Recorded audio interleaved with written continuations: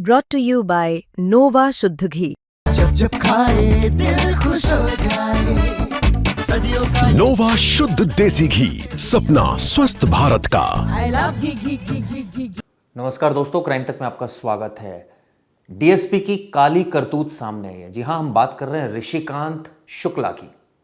कानपुर में 10 साल तक तैनात रहे, कभी दरोगा हुआ करते थे और धीरे धीरे प्रमोशन होती चली गई और ऐसा नेक्सस बना लिया कि उसमें वकील शामिल हो गए, यानी अखिलेश दुबे।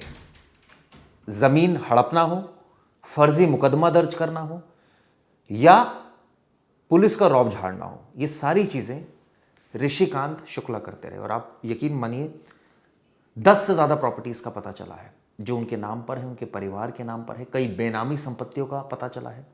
यह पता चला है कि उन्होंने धीरे धीरे अपने कुनबे को बढ़ाते चले गए।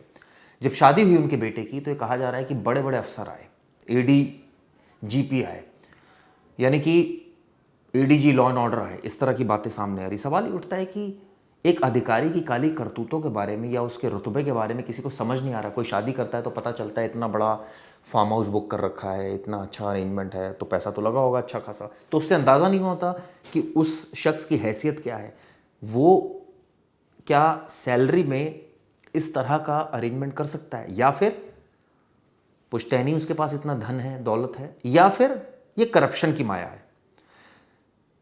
शायद कई अधिकारियों ने अपनी आंखें बंद कर रखी थी, ऐसा लग रहा है, और इसी के बिना पर ये सारी चीज़ें हो रही थी। आपको डिटेल्स दे दूं, जिस तरह से ये वीडियो हमने कल भी बनाई थी और आपको बताया था किस तरह से जो डीएसपी ऋषिकांत है, अब उनके ऊपर जांच का दायरा बढ़ गया है, निलंबित कर दिया गया है। लेकिन गिरफ्तारी कब होगी? सवाल ये उठता है कि कितने लोगों की हाय ली होगी, एक्सटॉर्ट किया होगा। आप सोचिए, जबरन पैसे वसूले होंगे, और शायद तभी कहते हैं ना कि गलत करोगे तो गलत होगा, और वैसा ही हुआ। देर से ही सही न्याय मिला, और आखिरकार अब उनकी काली करतूतों के बारे में प्रशासन को पता चल गया। अब आपको बता दूं पूरी डिटेल क्या है इस मामले की। दरअसल लगातार इन्वेस्टिगेशन चल रही है। उत्तर प्रदेश के कानपुर का यह मामला है, जहां पर लंबे समय से दरोगा के पद पर तैनात थे ऋषिकांत शुक्ला, उनको सस्पेंड कर दिया गया है। ऋषिकांत शुक्ला मैनपुरी जिले में डीएसपी के पद पर आजकल तैनात थे। आप सोचिए, एसआईटी जांच में उनके पास करीब 100 करोड़ की संपत्ति, 100 करोड़। आप सोचिए, जांच में पता चला कि उन्होंने जो वकील थे उसके बेहद करीबी थे अखिलेश दुबे, उनके साथ उनकी सेटिंग थी। और आप सोचिए 98 से 6 और फिर 6 से 9 तक वो कानपुर में ही, उनका ट्रांसफ़र भी नहीं हो रहा था।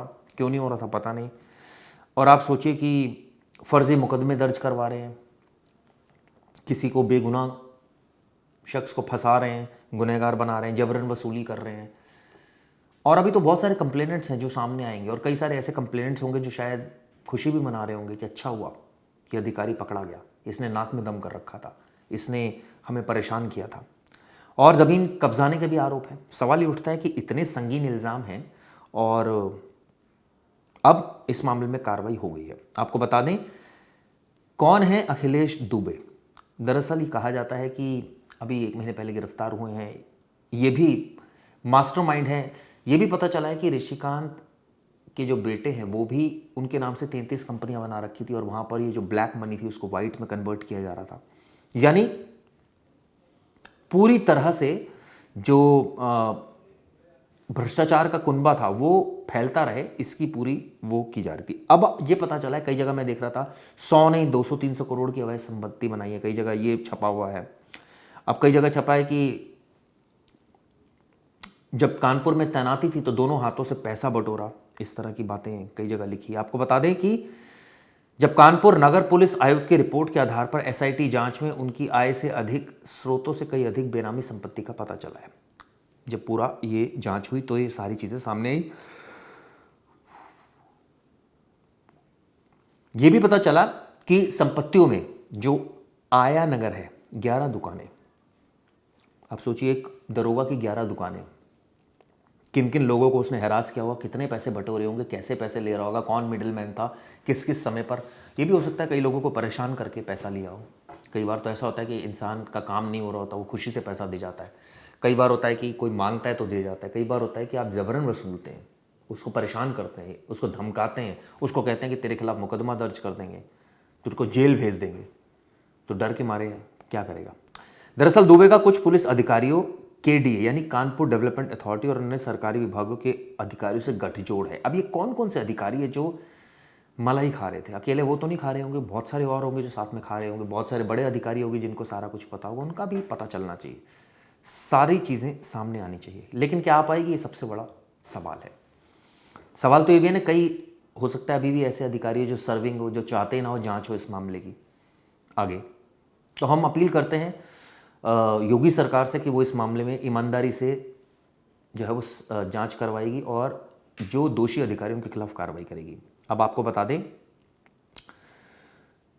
मामले की गंभीरता को देखते हुए अपर पुलिस महानिदेशक प्रशासन ने पुलिस महानिदेशक उत्तर प्रदेश यानी डीजीपी उत्तर प्रदेश के अनुमोदन के बाद डीएसपी के खिलाफ विजिलेंस की जांच शुरू कर दी है। और आप सोचिए कि आगे की कानूनी कार्रवाई उस हिसाब से की जाएगी, यानी कि काफ़ी लंबा समय जो है इन्होंने निकाला है। और आपको बता दूं, अलग अलग पदों पर रहे हैं। ये भी पता चला है कि दोनों ने मिलकर काम किया, यानी कि अखिलेश दुबे ने और इन्होंने मिलकर काली कमाई बटोरी।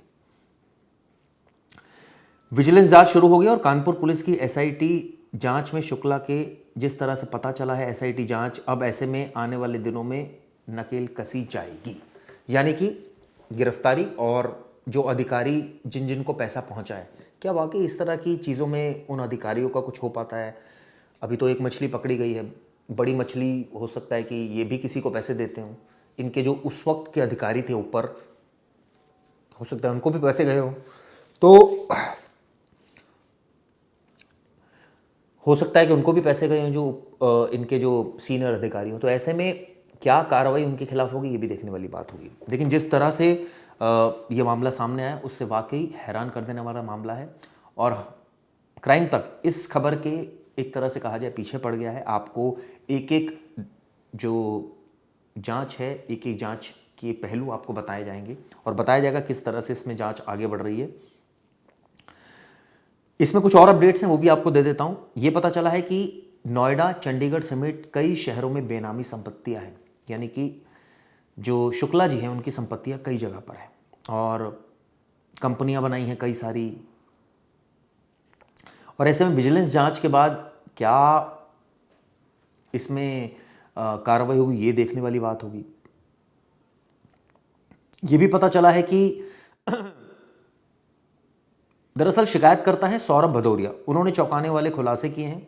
भदौरिया ने बताया कि शुक्ला ने एसओजी में तैनाती के दौरान ठेकेदारी, जमीन कब्जाने और बिल्डिंग निर्माण में भारी भ्रष्टाचार किया। आप सोचिए, बिल्डिंग निर्माण हो रही थी तो वहां पहुंच जाते थे, कहीं ज़मीन कब्जा हो रहा था वहाँ पहुँच गए, ठेकेदारी भी करने लगे, कुछ बिजनेस भी करने लगे साथ साथ, कई जगह पैसे डाल दिए कि मेरे भी इसमें शेयर डाल दो।